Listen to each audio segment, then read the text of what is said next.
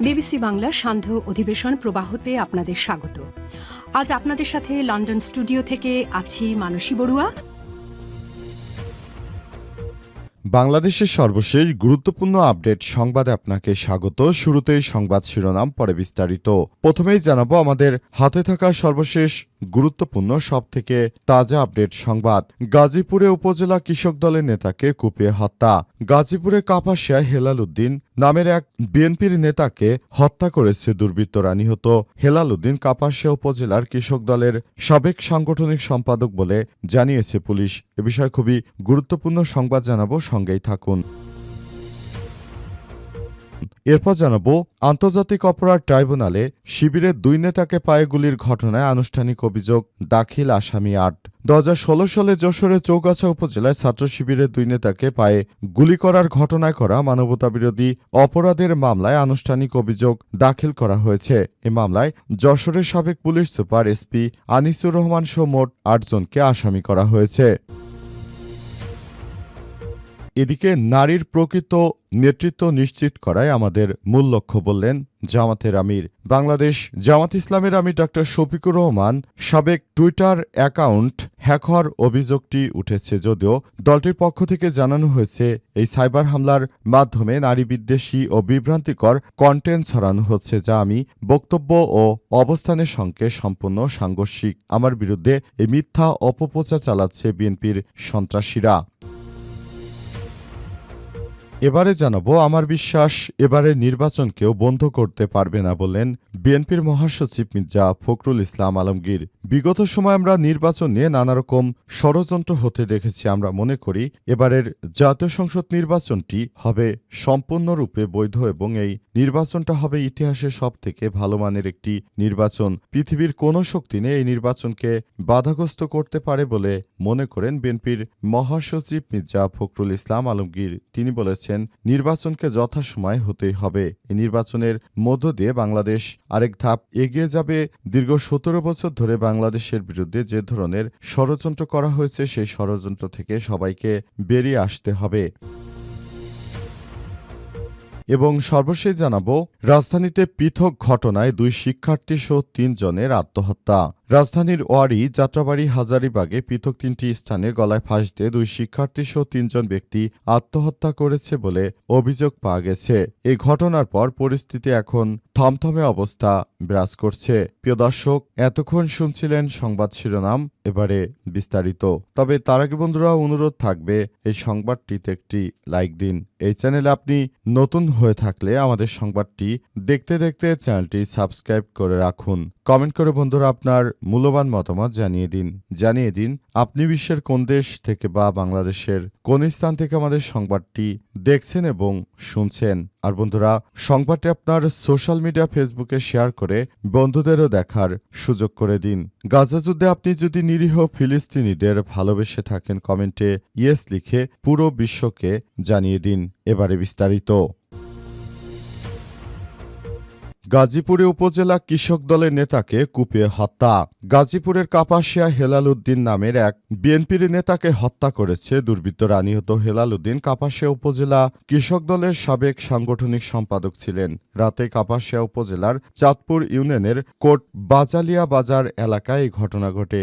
তিনি ওই এলাকার মৃত আব্দুল লতিফের ছেলে। স্থানীয়রা জানিয়েছে রাতে বাড়ি ফেরার পথে কোট বাজালিয়া এলাকায় অজ্ঞাতনামা দুর্বৃত্তরা দেশীয় অস্ত্র দিয়ে হেলাল উদ্দিনকে আঘাত করে পালিয়ে যায়। পরে গুরুতর আহত অবস্থায় স্থানীয়রা তাকে উদ্ধার করে কাপাসিয়া উপজেলা স্বাস্থ্য কমপ্লেক্সে নিয়ে যায়। সেখানে প্রাথমিক চিকিৎসা শেষে চিকিৎসক উন্নত চিকিৎসার জন্য তাকে ঢাকা মেডিকেল কলেজ হাসপাতালে পাঠান। সেখানে চিকিৎসাধীন অবস্থায় আজ তিনি মারা যান। কাপাসিয়া মডেল থানার ওসি শাইনুল আলম জানিয়েছেন পারিবারিক বিরোধের জেরেই হত্যাকাণ্ড বলে প্রাথমিকভাবে ধারণা করা হচ্ছে। তবে এ বিষয়টি নিয়ে আরও অধিকতর তদন্ত করা হবে বলে জানিয়েছেন তিনি আরও মনে করেন যে এই ধরনের হত্যাকাণ্ডের প্রকৃত ঘটনা আমরা কোনোভাবেই গ্রহণ করতে পারি না। আমরা মনে করি এই ধরনের অনাকাঙ্ক্ষিত ঘটনা থেকে মুক্ত হতে হলে আমাদেরকে আরও বেশি সতর্ক থাকতে হবে বলে জানানো হয়েছে।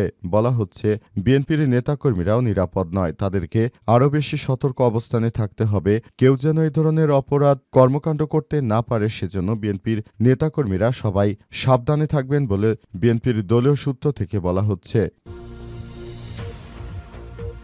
আন্তর্জাতিক অপরাধ ট্রাইব্যুনাল শিবিরের 2 নেতাকে পায়ে গুলির ঘটনা আনুষ্ঠানিক অভিযোগ দাখিল আসামি 8।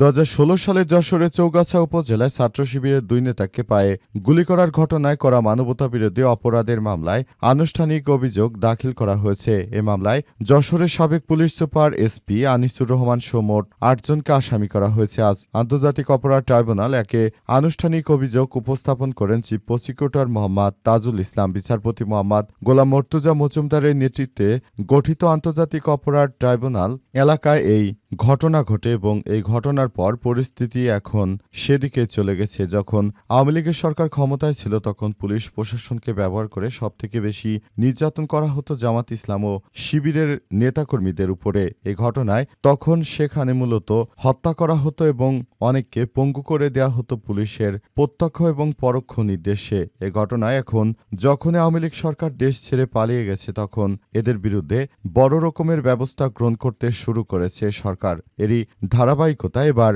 আন্তর্জাতিক অপরাধ ট্রাইব্যুনালে এ বিষয়গুলো উঠে আসছে এবং এখান থেকেই মূলত আন্তর্জাতিক অপরাধ ট্রাইব্যুনাল থেকে মূলত এই সমস্যাগুলোকে সমাধান করার সর্বোচ্চ প্রচেষ্টা রয়েছে বলে জানানো হচ্ছে।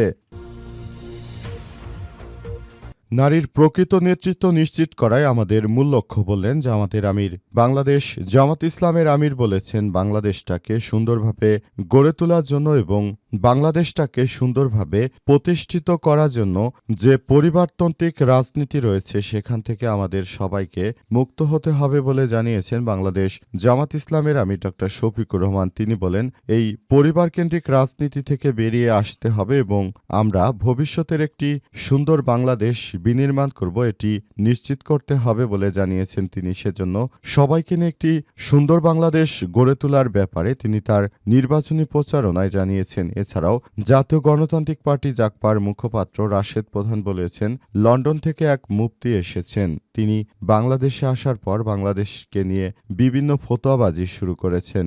লন্ডন থেকে আসা ওই মুফতিকে উদ্দেশ্য করে তিনি বলেছেন যে গণভোটে মুফতি এতদিন ধরে কোনো কথা বলেননি, তবে অবশেষে জনগণের চাপে তিনি হ্যাঁ ভোটের পক্ষে কথা বলেছেন, তবে এটাও নাকি জনগণের চাপের মুখে পড়ে। আর জামাতের আমির বলছেন, আগামীতে সুন্দর বাংলাদেশ গড়ে তোলার জন্য আমরা সবাই বদ্ধপরিকর। আমরা চাই নারী নেতৃত্ব যেন আগামীতে সুপ্রতিষ্ঠিত হতে পারে এবং আগামীর বাংলাদেশ গড়ে তোলা হবে সাম্য, ন্যায়ভিত্তিক ও ইনসাফ ভিত্তিক একটি সুন্দর বাংলাদেশ গড়ে তুলব, এমন কথা জানিয়েছেন বাংলাদেশ জামাত ইসলামের আমির ডক্টর শফিকুর রহমান। সেজন্য তিনি সবাইকে নতুন বাংলাদেশ গড়ে তোলার জন্য দাঁড়িপাল্লার নির্বাচনী জোটকে ভোট দিয়ে জয়যুক্ত করার জন্য আহ্বান জানিয়েছেন বাংলাদেশ জামাত ইসলামের আমির ডক্টর শফিকুর রহমান।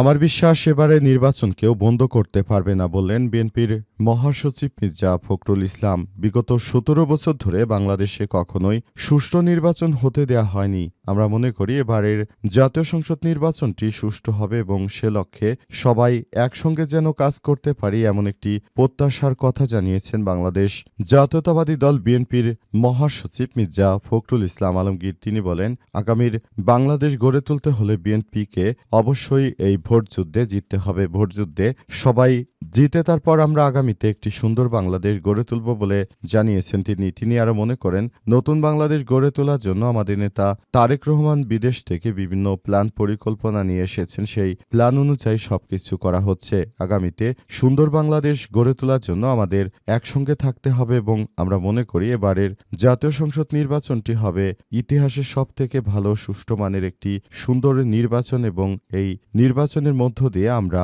বাংলাদেশটাকে সুন্দরভাবে গড়ে তুলতে চাই। যে বাংলাদেশটাকে সুন্দরভাবে গড়ে তোলার মধ্য দিয়ে আমরা নতুন করে বাংলাদেশটাকে গড়ে তোলার মধ্য দিয়ে আমরা আরও এগিয়ে যেতে চাই বলে জানিয়েছেন বিএনপির মহাসচিব মির্জা ফখরুল ইসলাম আলমগীর। সেজন্য তিনি সবাইকে নিয়ে কাজ করার আহ্বান জানিয়েছেন এবং নতুন বাংলাদেশ গড়ে তোলার জন্য সবাইকে সুন্দরভাবে একসঙ্গে গড়ে তোলার জন্য তিনি আহ্বান জানিয়েছেন।